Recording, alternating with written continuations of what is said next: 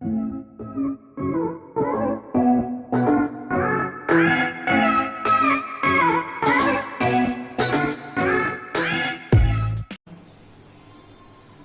सब कैसे हैं और आपकी पढ़ाई कैसी चल रही है। आशा है आप सब ठीक ठाक होंगे और आप सबों की पढ़ाई भी अच्छी तरह से चल रही होगी। मैंने पिछले वीडियो में आप सबों को यह पाठ पढ़ने को कहा था। पाठ का नाम है दो सहपाठी और इसका मतलब फोटो कॉपी भी आपको व्हाट्सएप के जरिए भेज दिया था।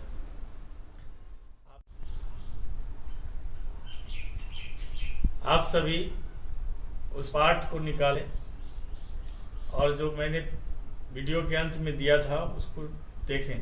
मैं पढ़कर उस पाठ को सुनाता हूँ। दो सहपाठी। सत्यव्रत और प्रियव्रत दोनों एक ही विद्यालय में पढ़ते हैं। सत्यव्रत का घर नगर में है और प्रियव्रत गांव में, गांव का छात्र है। गर्मी छुट्टी होने के बाद वो अपने गांव चला जाता है। गर्मी छुट्टी के अवकाश में वो उन्हें पत्र लिखता है, सत्यव्रत को पत्र लिखता रहता है और एक पत्र में लिखकर उसने सत्यव्रत को अपने यहाँ गांव आने का निमंत्रण देता है, कहीं गांव आने को का आग्रह करता है। एक दिन सत्यव्रत गांव पहुंचता है, प्रियव्रत उसके स्वागत में तैयार रहता है।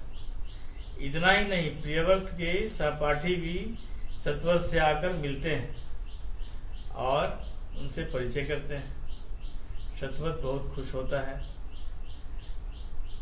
कुछ देर बाद शाम हो जाती है।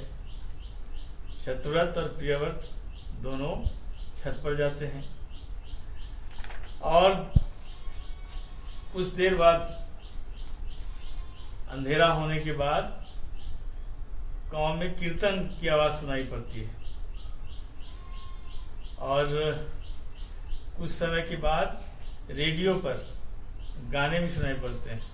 ये उन दिनों की बात है जब गांव में ऐसी सुविधा, बिजली की सुविधा नहीं थी, सड़क की सुविधा नहीं थी। ये उन दिनों की बात है।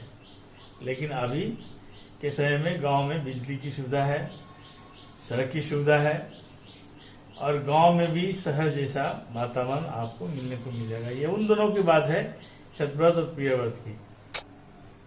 अगले दिन सत्यव्रत और प्रियव्रत की नींद प्रातः ही टूट गई।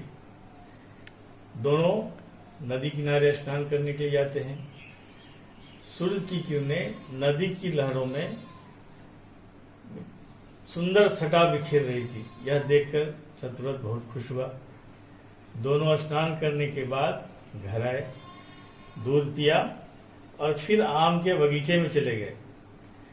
आप बगीचे के रखवाले ने पके पके आम तोड़कर दोनों को खाने को दिए।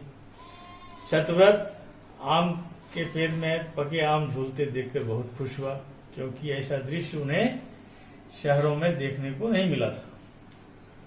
फिर प्रियव्रत आम के पेड़ पर चढ़ जाता है, लेकिन सत्यव्रत नहीं चढ़ पाता।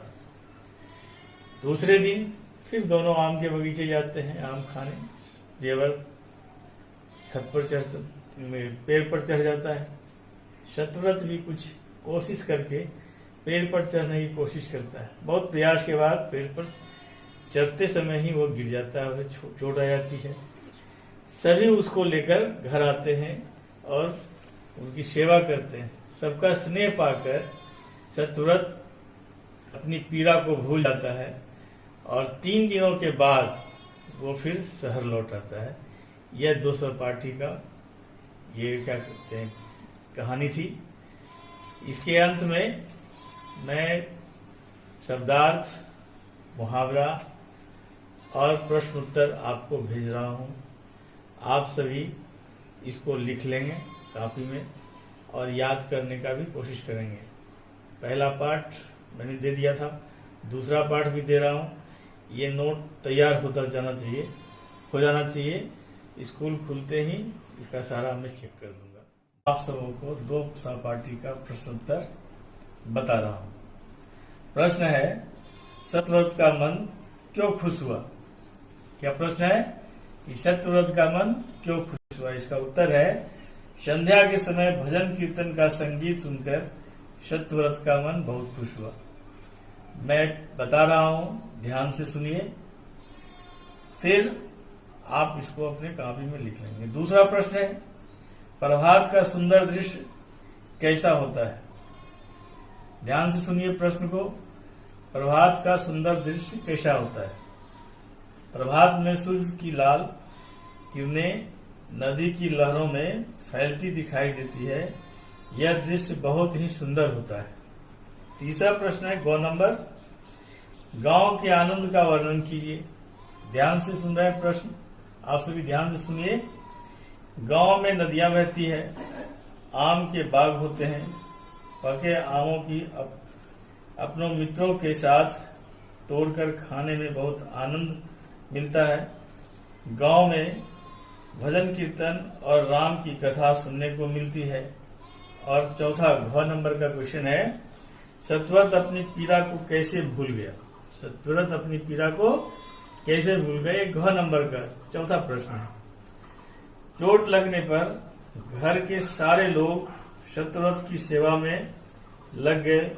सबका स्नेह पाकर वह अपनी पीड़ा को भूल गया। भैया बहनों, आप सबों से यह आग्रह है और आदेश भी कि इसको कॉपी में लिख लें। हिंदी की जो नोट कॉपी है, फेयर कॉपी से कहते हैं, सुंदर अक्षरों में। अभी आपके पास पर्याप्त समय है। सुंदर अक्षरों में साफ साफ इसे अपने कॉपी में लिख लें। याद करने का प्रयास करें। छुट्टी के बाद, यानी लॉकडाउन खुलने के बाद, मैं इस आपके सारे कॉपी को, इस नोट कॉपी को चेक कर दूंगा और फिर इसका कुछ परीक्षा भी होनी है तुरंत बाद, तो फिर उसमें कुछ अंक भी मिलेंगे, अच्छे अंक आए और याद भी हो।